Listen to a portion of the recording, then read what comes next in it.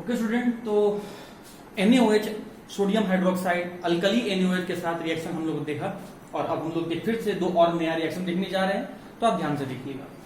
इस बार क्लोरीन का रिएक्शन किसके साथ करवाने जा रहे हैं? कार्बन मोनोऑक्साइड के साथ। और उम्मीद करता हूं स्टूडेंट कि कार्बन मोनोऑक्साइड का फॉर्मूला सभी को आता है। कार्बन मोनोऑक्साइड का रिएक्शन करवाया जा रहा है क्लोरीन के साथ in the presence of diffuse sunlight. In the presence of diffuse sunlight. Diffuse sunlight, दोपहर 12 बजे का लाइट, और दोपहर 12 बजे का जो सनलाइट होता है उसका इंटेंसिटी, तीव्रता बहुत ज्यादा होता है। आपने फील किया होगा कि दोपहर में 12 बजे आपको बहुत ज्यादा गर्मी महसूस होने लगती है। क्यों? क्योंकि सनलाइट का इंटेंसिटी उस समय बहुत ज्यादा होता है। तो आखिर आपने हाई टेम्परेचर क्यों लिया?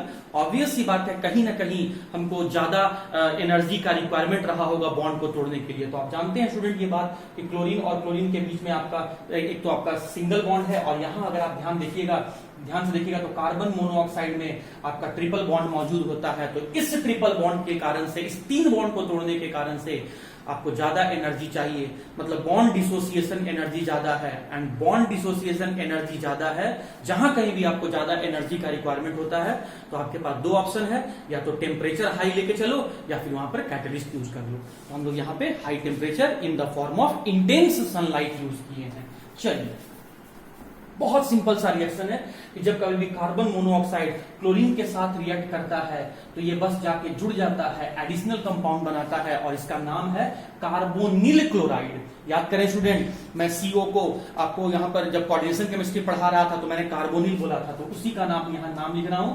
Carbonyl chloride. लेकिन कार्बोनिल क्लोराइड से भी इसका एक और इंपॉर्टेंट नाम है, कॉमर्शियल नाम है, इसको हम लोग कहते हैं फॉस्जीन। और फॉस्जीन जो है ये पॉइजनस गैस है। तो दिमाग में रखेंगे कि जब कभी भी क्लोरीन को कार्बन मोनोऑक्साइड के साथ रिएक्शन करते हैं तो पॉइजनस गैस फॉस्जीन का फॉर्मेशन हो जाता है। चलिए थर्ड में देखते हैं हम reaction with slack lime. Slack lime तो आप लोग जानते होंगे स्टूडेंट, कैल्शियम हाइड्रोक्साइड को स्लेक लाइम करते हैं। और कैल्शियम हाइड्रोक्साइड का फॉर्मूला क्या है? CaOH का होल 2। ये हो गया कैल्शियम हाइड्रोक्साइड। जब इसे हम वाटर में डिसॉल्व करवाते हैं तो एक हिस लाइक साउंड प्रोड्यूस होता है, लाइक साउंड प्रोड्यूस होता है, लाइक साउंड प्रोड्यूस होता है, क्योंकि स्नेक के जैसा हिस साउंड होता है। स्नेक जो होता है वो हिस साउंड प्रोड्यूस करता है, तो स्नेक के जैसा साउंड प्रोड्यूस करता है, इसीलिए इसका नाम दे दिया गया है स्लेक लाइम। खैर छोड़िए इस बात को। हाँ जी, स्लेक लाइम का रिएक्शन किसके साथ करवाना है? क्लोरीन के साथ करवाना है। चलिए, तो स्लेक लाइम का रिएक्शन हम लोग क्लोरीन के साथ करवा रहे हैं, हीट कर रहे हैं, है ना। तो स्टूडेंट मैंने आपको अभी बताया था, और 2-3 रिएक्शन को समझने के बाद ये तो आप समझ गए होंगे कि हाइड्रोजन ऑक्सीजन अगर है तो तय बात है, कुछ बने चाहे नहीं बने, वाटर मॉलिक्यूल जरूर बन के आएगा। एक बात और, स्लेक लाइम के साथ जब कभी भी रिएक्शन करवाते हैं तो क्लोरीन को हम लोग एक्सेस में लेते हैं। किसके कंपैरिजन में एक्सेस में लेते हैं? स्लेक लाइम के कंपैरिजन। स्लेक लाइम का मॉलिक्यूल कितना है? 1। तो इससे ज्यादा लेंगे तो इसको कितना लेना होगा? 2 लेना होगा। अरे ऐसे रिएक्शन को याद कर सकते हो, इजी वे में समझ भी सकते हो। तो 2 मॉलिक्यूल हम लोग इसीलिए लिए, एक्सेस में लिए ताकि रिएक्शन इजी वे में हो। एक मॉलिक्यूल लेंगे स्टूडेंट तो क्या रिएक्शन नहीं होगा? होगा, लेकिन आप जो प्रोडक्ट बनाना चाह रहे हैं वो प्रोडक्ट नहीं बनेगा। अब क्या बनाना चाह रहे हैं हम, आइए देखते हैं। हाँ जी, तो स्टूडेंट यहां से हमने क्या देखा कि एक्सेस में लिया। अब एक्सेस में लिया तो इसमें हाइड्रोजन ऑक्सीजन था, तो ऑब्वियस सी बात है कि वाटर मॉलिक्यूल बन गया। अब सोचो ना, सोचो, थॉट डेवलप करो। कैल्शियम क्या है? मेटल। क्लोरीन क्या है? नॉन मेटल है। तो मेटल और नॉन मेटल आपस में रिएक्ट करने वाला है। तो मेटल और नॉन मेटल आपस में रिएक्ट करेगा, तो ये रहा स्टूडेंट आपका मेटल क्या था? कैल्शियम। नॉन मेटल क्या है? क्लोरीन। तो ये आपका जो प्रोडक्ट बन के आया वो बना आपका कैल्शियम क्लोराइड।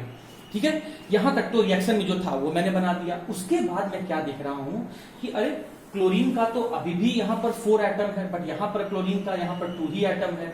अब क्या करेंगे? तो इसका मतलब क्लोरीन और भी बच के बाहर जा रहा होगा।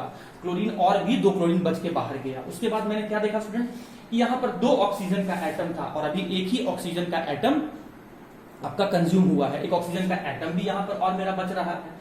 अब ये दोनों का दोनों नॉन मेटल है, तो ऑब्वियस सी बात है कि ये नॉन मेटल चाहेगा कि मेटल के साथ हम लोग रिएक्ट करें। तो मेटल यहां पर कौन है? ये तो क्लोरीन नॉन मेटल है, हाइड्रोजन ऑक्सीजन भी नॉन मेटल है। इसका मतलब यहां पर मेटल भी बचा होगा। तो मेटल बचा होगा तो इसका मतलब इसका ज्यादा अमाउंट रहा होगा, तो यहां हम लोग 2 से मल्टीप्लाई किए। तो 2 कैल्शियम में से 1 कैल्शियम कंज्यूम हो गया है, और अभी भी आपका यहाँ पे 2 कैल्शियम, आपका 1 कैल्शियम आपका बचा हुआ है। तो इसका मतलब 1 कैल्शियम आपका बचा हुआ है। लेकिन जैसे ही आपने यहाँ पर 2 से मल्टीप्लाई किया अब देखो स्टूडेंट, यहाँ पर ऑक्सीजन का कितना एटम हो गया, 4 एटम हो गया। मतलब आपका यहाँ पर देख सकते हैं कि यहाँ पर जैसे ही आपने अपने यहाँ 2 से मल्टीप्लाई किया तो ऑक्सीजन का यहाँ से 4 एटम हो गया, 4 ऑक्सीजन एटम। हाइड्रोजन का आप भी देख सकते हैं कि 2 हाइड्रोजन का नहीं, आपका 4 हाइड्रोजन एटम भी हो गया, 4 हाइड्रोजन एटम भी हो गया, और 2 कैल्शियम एटम है। तो एक कैल्शियम आपने यूज कर दिया, इसका मतलब एक कैल्शियम अभी बचा हुआ है, तो एक कैल्शियम मैंने इसके साथ लाके जोड़ दिया।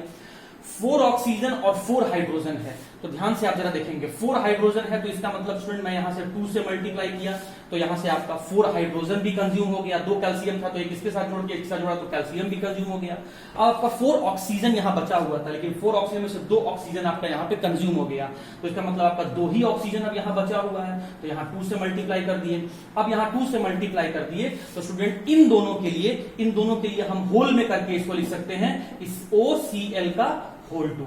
और इस कंपाउंड का नाम आप में से बहुत लोग जानते होंगे, इसी का नाम है आपका ब्लीचिंग पाउडर, ब्लीचिंग पाउडर। तो कहने का मतलब जब कभी भी आपका सिलिक लाइम के साथ रिएक्शन करवाते हैं क्लोरीन को एक्सेस में लेकर, तो यहां से आपका ब्लीचिंग पाउडर नाम का प्रोडक्ट बन के आता है, लेकिन मोनोऑक्साइड के साथ आपका पॉइजनस गैस फॉस्फीन बन के आता है। तो रिएक्शन को मैंने कैसे जोड़ा, कैसे प्रोसीड किया, क्यों 2 मॉलिक्यूल लिया, ये सारी बातें उम्मीद करता है आपको समझ में आ गया होगा। और अगर नहीं समझ में आया स्टूडेंट तो बैक जाइए, फिर से वीडियो को देखिए, फिर से मेरी कही गई बातों को सुनिए, फिर भी दिक्कत लगता है आप मुझसे डिस्कस कर सकते हैं। तो क्लोरीन मॉलिक्यूल हम लोग का क्लोरीन जो है हम लोग का खत्म हुआ, ग्रुप 17 खत्म हुआ, और अब मैं पी ब्लॉक का बिल्कुल लास्ट ग्रुप में आ रहा हूं, that is inert gas, group 18 में आ रहा हूं। तो आइए स्टूडेंट यहां से हम लोग ग्रुप 18 डिस्कस करते हैं।